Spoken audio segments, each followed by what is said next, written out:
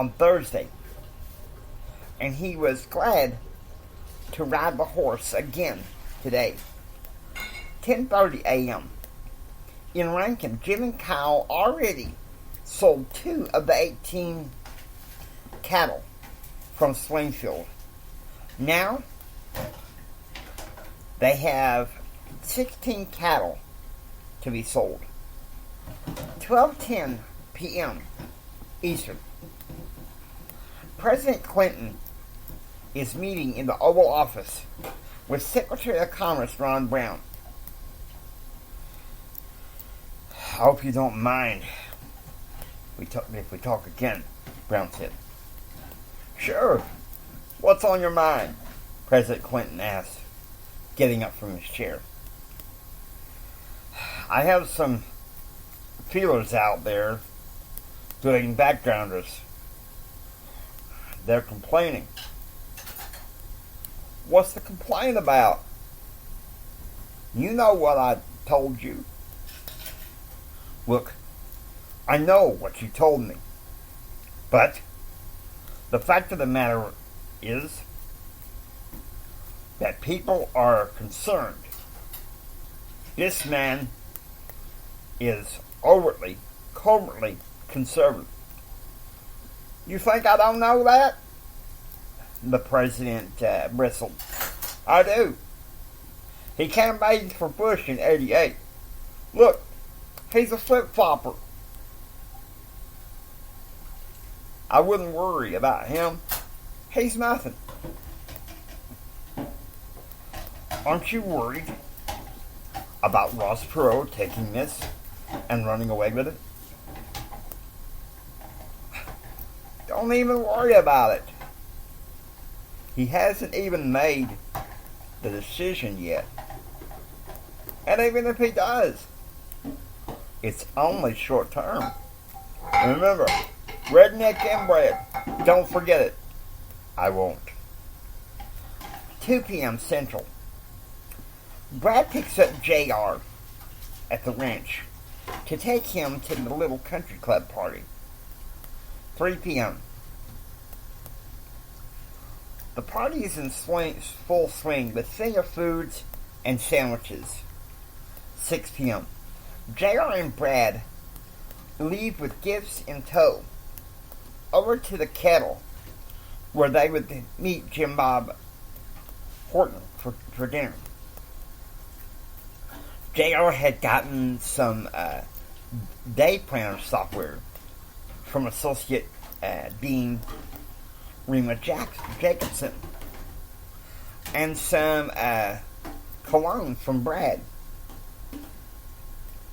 9 p.m.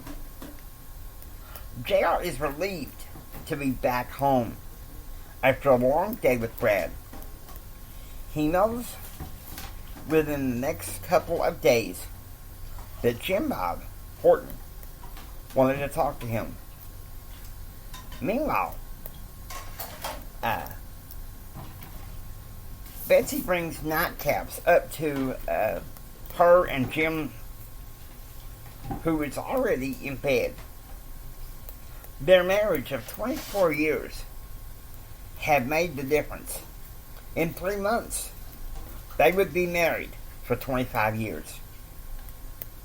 Tomorrow, Kyle would take Madison and George to Stanton to sell and buy sheep.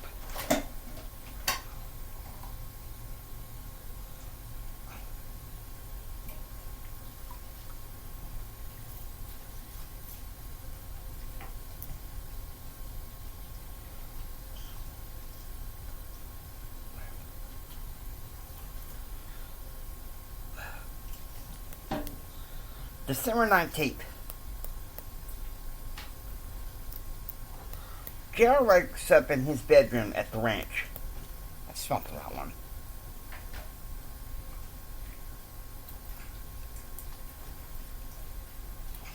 Get over here.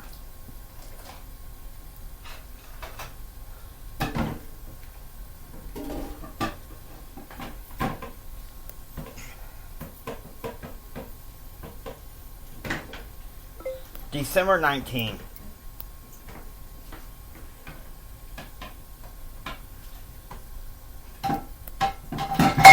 7:45 a.m. It's a cloudy, cold day when Karen picks up JR to go to church. 9:30 a.m. In Sunday school, the teachers take a break from the usual curriculum to go over the Christmas story mentioned in the Bible. 11 a.m. Back at the ranch, JR gets a call from Jim Bob Horton. You know, it really is a shame that Brad don't want to hang out with Ken anymore, Jim Bob said. Well, we can't control that, JR said. Brad is stubborn. I just hope this doesn't affect your relationship with Karen. You let me deal with that when I have to. 12 p.m. JR is having lunch with Betsy, Christine, and Elizabeth.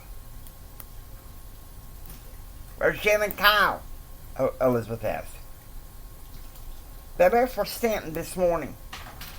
Sheep auction, Betsy said. How are you doing this morning, JR? Elizabeth asked.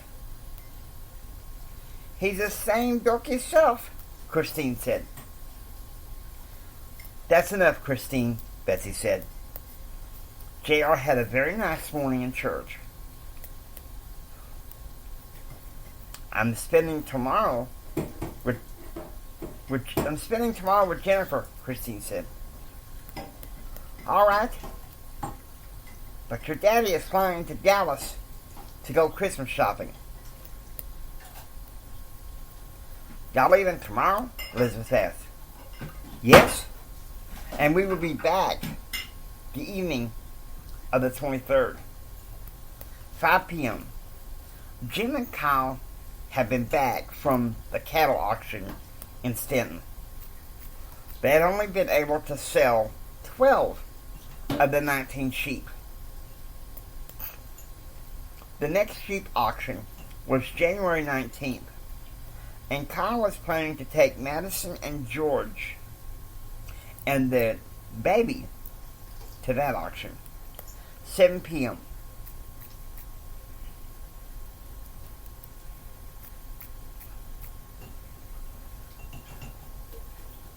The family sits down to dinner. JR hasn't been all that well this semester, Betsy said. He's just the dork of the family, Christine said. Christine, Elizabeth scolded. Just remember, we're still a family. So less bickering at the... Just remember, we're still a family. So less bickering at the dinner table, please, Jim said. I'm not hogging it all, JR said. And I agree with Daddy. No bickering at the dinner table. For this Christmas, let's pretend to be a united family, JR said. Well, you gained all that weight, Kyle said. I said knock it off, Jim said.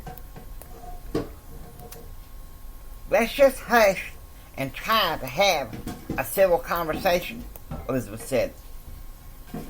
Now you kids cool it. 8:40 p.m. JR is in his room listening to music. The caustic scene at the dinner table affected him. But tomorrow, Christine would be going with Jennifer, and Jim and Betsy would be flying to Dallas.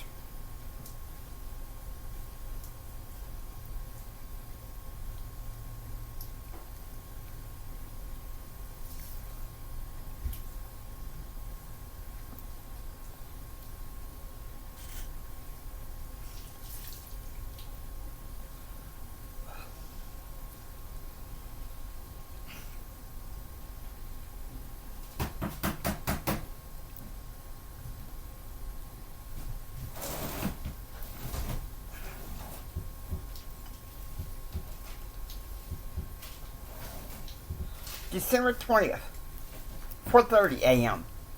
At Springfield, Kyle is supervising a team of ranch hands and veterinarians and vaccinating the bulls and deer.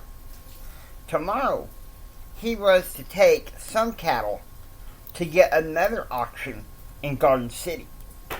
Upstairs, Elizabeth was listening to Johnny Paycheck's Take This Job and Shove It.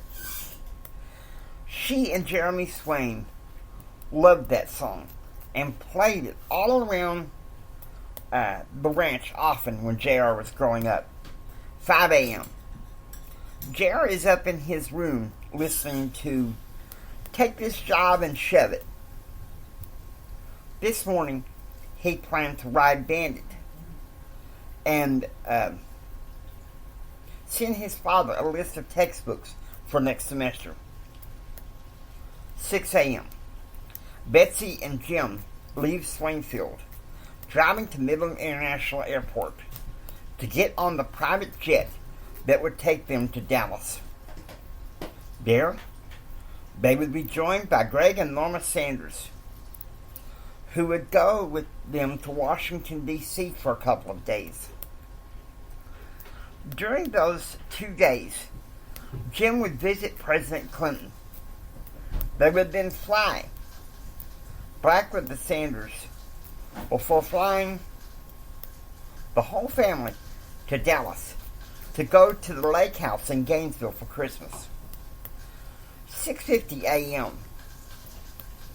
Jim, Betsy, Claude, and Becky climb aboard the private jet that was to take off at 7:20 a.m.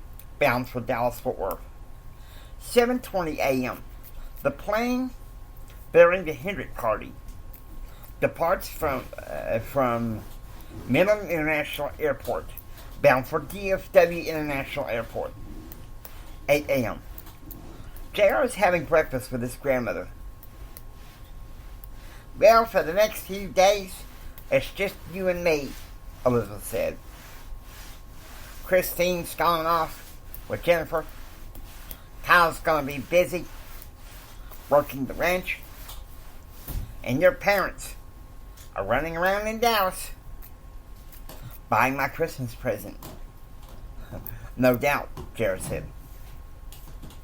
As you know, I oppose Kyle's marriage to Madison. Tramps don't last long in this house, in this family. I know that. Look, Grandma, Ken is coming Wednesday night and staying through Thursday.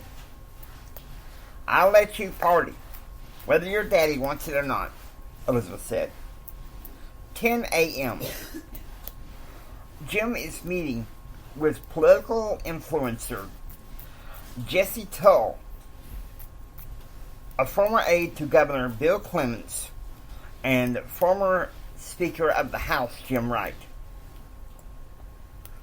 Their desire is one thing: to bring down Governor Ann Richards and put a better man in the job.